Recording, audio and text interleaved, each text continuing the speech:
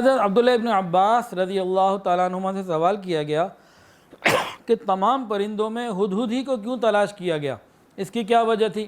بھئی سارے پرندے موجود تھے، ہدہد کو تلاش کرنے کی کوئی خاص حکمت بتائیے۔ تو حضرت عبداللہ ابن عباس رضی اللہ تعالیٰ عنہ فرمایا کہ اللہ تعالیٰ نے ہدہد کو ایک خاصیت عطا فرمائی ہے کہ وہ زمین کے اندر غور کر لیتا ہے، دیکھ لیتا ہے کہ پانی کہاں ہے اور کتنی گہرائی پر ہے۔ تو ہدہد جو ہے حضرت سلیمان علیہ السلام کے لیے کام کیا کرتا تھا، اور یہ جب سفر میں ہوتی اور کہیں پانی کی ضرورت ہوتی تو وہ تلاش کر لیتا، وہ دیکھ لیتا کہ زمین کے اندر فلاں جگہ پر پانی ہے اور اتنی گہرائی پر پانی ہے۔ تو حضرت سلیمان علیہ السلام جنات کو حکم دیتے کہ بھئی یہاں کھدائی کرو، اتنے میں پانی نکل آئے گا۔ تو جنات وہیں اسی خاص پوائنٹ کے اوپر کھدائی کر لیتے، فوراً پانی نکل آتا اور لوگوں کے لیے پانی کا انتظام ہو جاتا۔ تو ہدہد کو اللہ نے یہ نعمت عطا کی ہے کہ وہ اندر پانی کے ذخیرے کو دیکھ لیتا ہے۔ یہیں حضرت عبداللہ ابن عباس ایک اور بات ارشاد فرماتے ہیں، کہتے ہیں حقیقت کو جاننے والوں پہچانو، ہدہد زمین کی گہرائی کی چیزوں کو دیکھ لیتا ہے مگر زمین کے اوپر پھیلا ہوا شکاری کا وہ جال نہیں دیکھ پاتا جس میں وہ خود پھنس جاتا ہے۔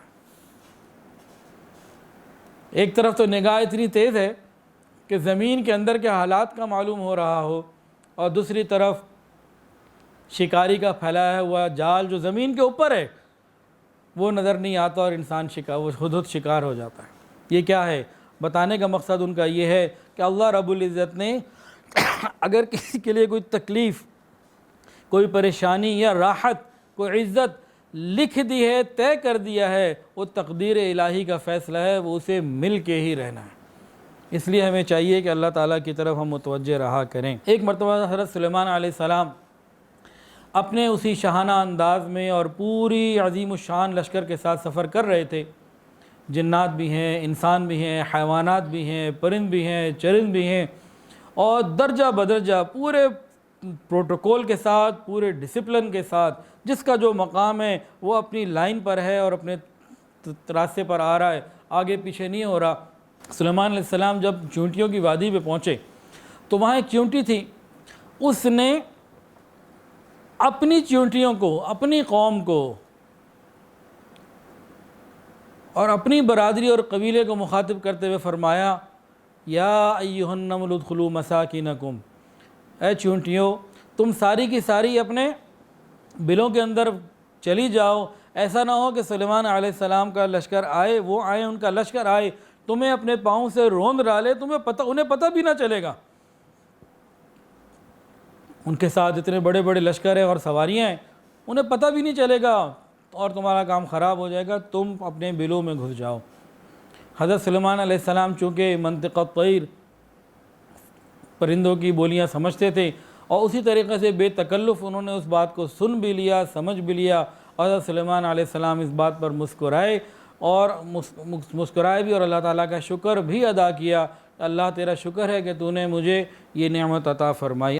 حضرت سلیمان علیہ السلام کی طرف ایک واقعہ اور بھی نسبت کی جاتی ہے، وہ بھی بعض معتبر علماء سے سنا، اس لیے میں بیان کر رہا ہوں کہ ایک مرتبہ سلیمان علیہ السلام نے پوچھا چونٹی سے کہ تیرا رزق کتنا ہے؟ انہوں نے کہا سال کے چند دانے۔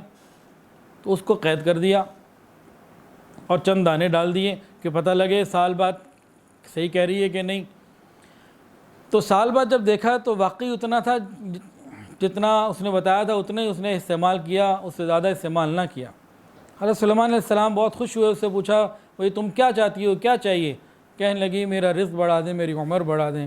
فرمانے لگے کہ یہ تو نہیں بڑھا سکتا۔ تو نصیحت کے اعتبار سے یہ بعض واقعات نقل کیے گئے ہیں جو غالباً اسرائیلی روایات میں سے ہیں، لیکن بہرحال نصیحت کے اعتبار سے یہ باتیں موجود۔ ویڈیو کے نیچے سبسکرائب کے بٹن پہ کلک کریں، بیل کے آئیکن پہ کلک کیجئے تاکہ ہر نئی ویڈیو کی نوٹیفیکیشن آپ کو مل جائے۔